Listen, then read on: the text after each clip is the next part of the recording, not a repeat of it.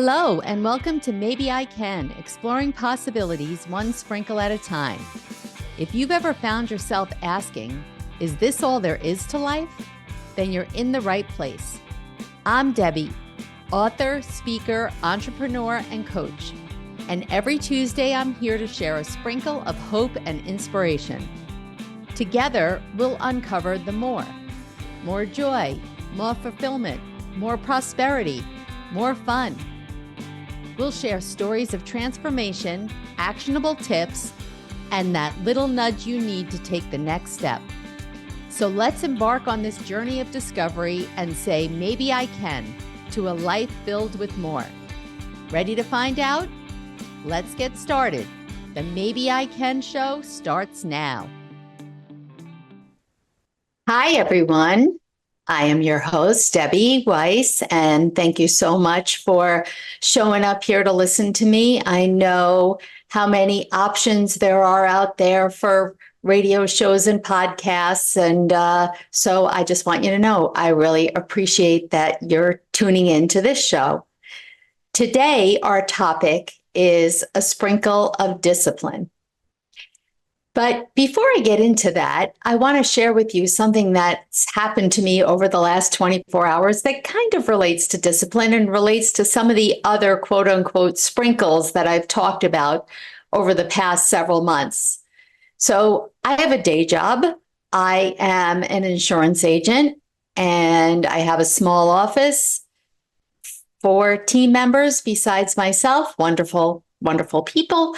And yesterday, we're working, and all of a sudden, the computer shut down and the phone shut off because our phones are linked to our computers. And luckily, I do have a resource within the insurance company to call and help us, but nothing was happening. And while this is going on, people are calling us and they don't know that we had a shutdown, that we can't do anything about it. And there's nothing that makes me crazier. Customer service is such a big thing to me and who I am at the core. And so just the stress of knowing people are calling and they're thinking we're not returning their calls if they're able to leave messages, and we're not able to help, if they have with everything, a claim and a car change and all the things. And as time was going on and nothing was getting rectified and nobody was really addressing our problem, my stress level really started to rise. And I really just was so angry at the situation. Why wasn't someone hopping on this fast enough? Didn't they understand the severity and the importance of this? And I tried to reach out to every person I could, work every angle that I could possibly think of. At 10 o'clock at night, I was on the phone with a manager of mine trying to come up with a solution or a approach to start today with. And I thought to myself, I'm getting myself so worked up and I'm letting it seep into every aspect of my day, of my night. I found myself stress eating. I'm eating some taco chips that my son has that I wouldn't ordinarily eat. And then I'm going to look for more snacks because I'm a stress eater and, old habits die hard. And the difference is I'm aware, right? So I stop for a minute and I realize, you know what, Deb, you got to practice what you preach. And what I preach is E plus R equals O, which if you haven't heard it before or you need a refresher, E stands for the event, R stands for responsibility, and O equals the outcome. So the event was my computers and my phones going down. I had no control over that. I had no control at all over that. And I really was not being successful in having control of getting it rectified. But there's the R, how I was responding to it. And that in turn equals the outcome. And I realized that, having a plan of attack for sure. And I had one going into this morning. That is imperative. But other than that, there's nothing that I could do. If I chose my response to be that I was going to ruin the rest of my night, eat until I was sick, and then go to sleep angry, that's my choice. But in that moment, I was able to stop myself, saw what I had been doing all afternoon, and kind of got myself in the mindset of what's going to happen this morning when I wake up and it's still not fixed. And for some reason, I'm just like, I've always got a positive spin. I'm like, I just know I'm going to wake up and we're going to go in there and it's going to be fixed. Well, I was wrong. It wasn't fixed. But I was much calmer this morning because I knew that if I went into this day with this same attitude, where was it going to take me? And what good was it going to do me? It was only going to aggravate me, right? I'm the one whose stress level was going through the roof, which wasn't making a difference in the outcome. The only outcome it was really affecting was my own personal outcome. Well, it still isn't fixed 100%, but about 1 o'clock this afternoon, we got a temporary fix. So we're back in business, I'm happy to say. But something else with this topic, kind of as I was reflecting on it, does tie back to today, a sprinkle of discipline. And here's where I see the thread. This was a work thing, right? This is my livelihood. It would have been so easy, if possible, for me to say, oh, screw it. What do I care? And walk away. Why should I keep working at getting it fixed, right? Why should I have that discipline to see this through? I have a choice, right? And you might say I don't have a choice, but I really do. In actuality, maybe I didn't have to care anymore. Maybe I was ready to walk away from my job, right? I have a choice. And you have a choice in everything that we do, even though you don't think that you do. You think to yourself, well, I've got to work. I've got to make money. Okay, well, do you? Because maybe you could choose not to. Maybe you could choose not to work and not make money and see where the chips may fall, and be okay with that. So when we feel like we have no choice, oftentimes we push through, right? We do it because our why, right? My why for me, in this case, customer service is number one. I need to make sure my customers are taken care of. And that is my why. That is my number one priority. But in actuality, the why is I need to make a living because I don't want to be homeless and I choose to, be able to pay my bills and live in the lifestyle that I'm accustomed to. And so because of that, that pushes me forward, that fuels me, that gives me that discipline. Let me just backtrack a little bit and read you what Wikipedia says the definition of discipline is. They define it as the self-control that's gained by requiring that rules or orders be obeyed and the ability to keep working at something that is difficult. And when it comes to our goals in life, we need discipline, right? I mean, pretty much no matter, even if you're all pumped in the beginning to do something and you start off strong, there does usually reach a point where it gets harder and harder. And so many people throw in the towel and give up at that point. It really comes down to what's your why? Why are you doing this? So I'm working in insurance, yes, to help people. And that's absolutely true. It's something that I really, really get so much fulfillment from in my job. But if I keep asking myself, well, why? Well, why? The bottom line is so that I make money. And even after that, if I ask myself, well, why do I want to make money? It is to give myself and my family a good life. So in the past, we've talked about, changing our limiting beliefs and figuring out our goals and our dreams and an action plan. And we get going and boom, we hit this roadblock. So let me give you another example of the whole why and why it's so important. And it is so important because that's what fuels us. And so when, the going gets tough, so to speak, it's helpful to tune into, what am I doing this for in the first place? Why did I even make this a goal? This thing that now seems so difficult for me to do. So going back to, well, let's just say the question was, in an example, why have you decided to start a business? Well, so I can make more money. Why do you want to make more money? So I never need to worry about paying my bills and I can spend money on whatever I want without thinking about it.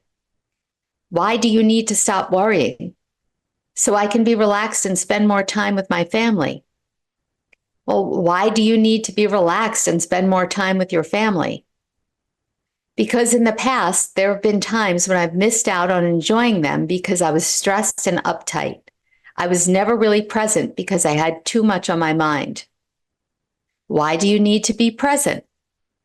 My family is everything to me. Creating memories together, loving each other, and being there for one another is all I want. Well, that is the real why. And with whatever your goal is that you're working on, ask yourself why and keep asking until you get to the real answer. What I've personally found helpful when I've gone through this exercise, once I identify my why, I write it down on an index card, or you can also put it in, your reminders or your notes or whatever it is on your phone to pop up every few hours. You could do whatever the heck you can think of to keep it in the forefront of your mind so that when things do get difficult, you're reminded of what the heck you're doing this for in the first place, why you even decided to create this goal. There was a reason. You were committed, and you need to stay motivated and be reminded of why you did it in the first place. One of the things when I first had purchased this expensive course, one of the first courses that I ever took, that kind of got me rolling down this path and this journey of my own personal transformation. One of the things in the course was that the instructor sent you her own journal that she had created. And every morning it was a, quote unquote requirement that you fill this thing out. And for me at that point, it just looking at this book, this journal, gave me agita. I couldn't stand it. I couldn't stand the idea. It had prompts in it. I didn't know how to answer, how to respond. It stressed me out. It was overwhelming. But my why, really, when it came down to this, in my mind was, in this particular case, I had invested so much money in this course that I thought to myself, I did this for a reason. I did this to figure out really what else is there for me in this life. That was my question. That was my overall question. And if I wasn't going to put in the work that I trusted this woman said I needed to do, then why was I even doing this in the first place? And so I powered through. And every morning I would open this book up and I would be so stressed. Hold on. You know what? I wrote down on a piece of paper, there were certain things that you had to fill out. So, okay. You had to write down what was the main goal that you were working on. What are 3 actions you will take today to move you in the direction of your goal? Then there were daily affirmations. I had no idea what an affirmation was. So I Googled it because that stressed me out in itself. And like it didn't come with instructions. And I just wanted the instructions. I wanted somebody to tell me exactly what to do. But she wouldn't do that. You kind of, this was your own personal journey. And then 3 actions you would take to move you closer to other goals that you might have. And I did it. Day after day, I did it. I was unsure of what I was supposed to write. I was unsure if everything was realistic, but I did it. And what wound up happening was it turned out to really introduce me. Oh gosh, it took me on such a journey. And when I go back and connect the dots, it really was the beginning of getting me here where I am now 10 years later as a speaker and an author and a podcast host, like all these things I don't know if I ever would have discovered if I hadn't stuck with it. And I wasn't disciplined enough to do something that I found to be so darn hard. I'll tell you.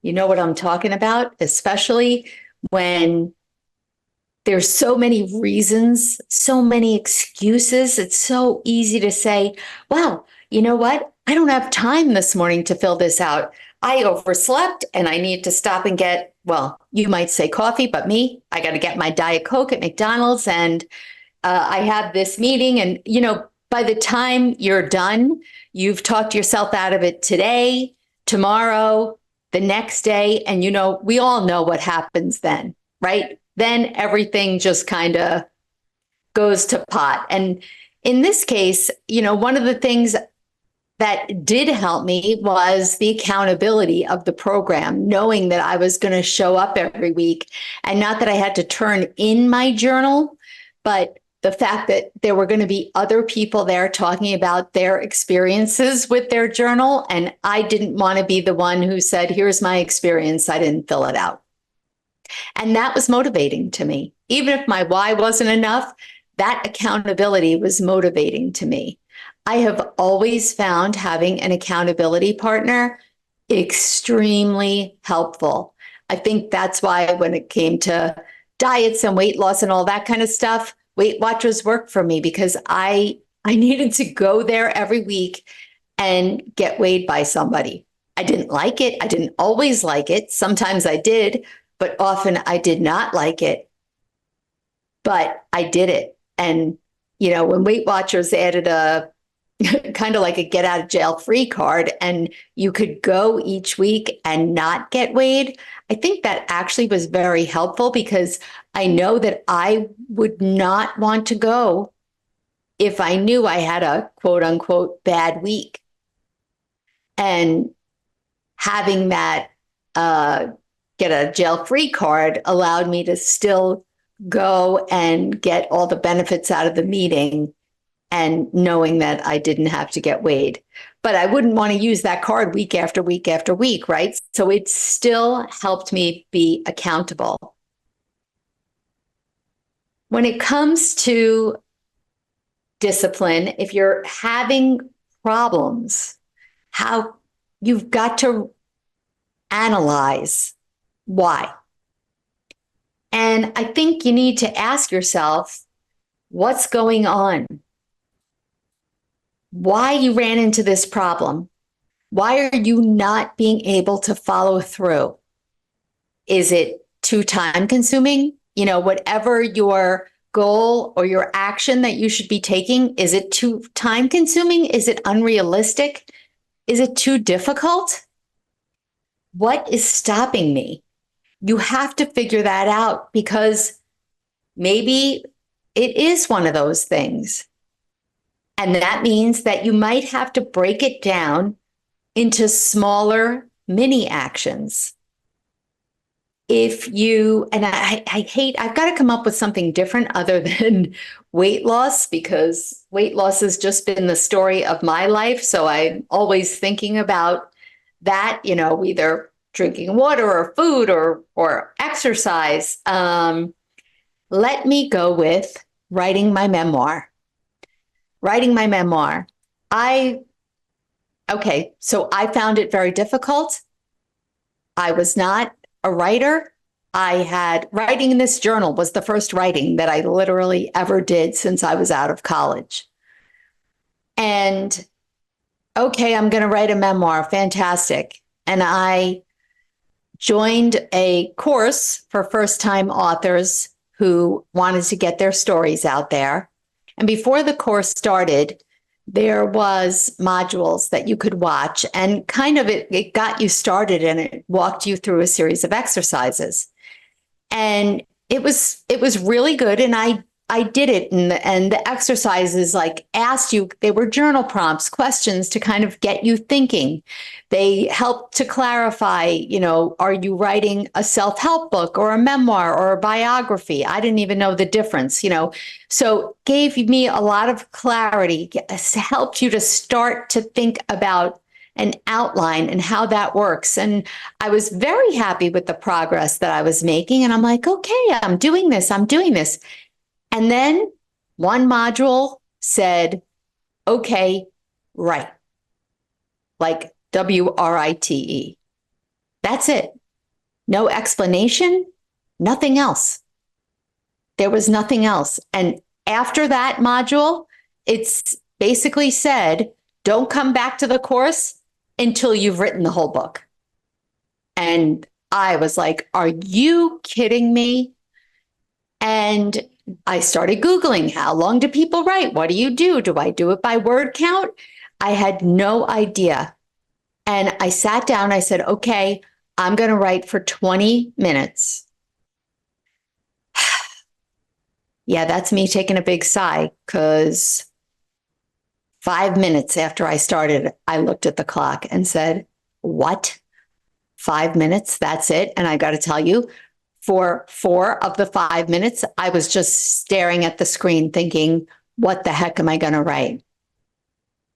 And I realized I'm never going to be able to write for 20 minutes every day the way I am, or where I'm starting from right now. I'm a brand newbie. 20 minutes? No way. That's way too overwhelming. And so I realized my goal for me was too difficult. I need to dial it back. So I did. I went back to 10 minutes and said, okay, can you do 10 minutes? And that's where I started. And then I just added increments. And you know what would happen? Some days I would sit down and I would start writing and I would look up and 20 minutes would have gone by. Not every day, but once I got into it, that started happening more and more until I actually built up to maybe, like 50 minutes to an hour at a time. If I hadn't examined that, I would have just said, forget it. I can't do this. If my initial goal was 20 minutes, or maybe it said in the course, I don't even know where I got the 20 minutes from. I must have heard it, read it somewhere. And so in my mind, oh, this is what you have to do. You have to at least do 20 minutes. Otherwise, you're never going to do this. But that's not the case, right? For me, that wasn't the case. Now, it's so easy to say, well, 5 minutes. 5 minutes is nothing. You might as well just not do it. But look what happened.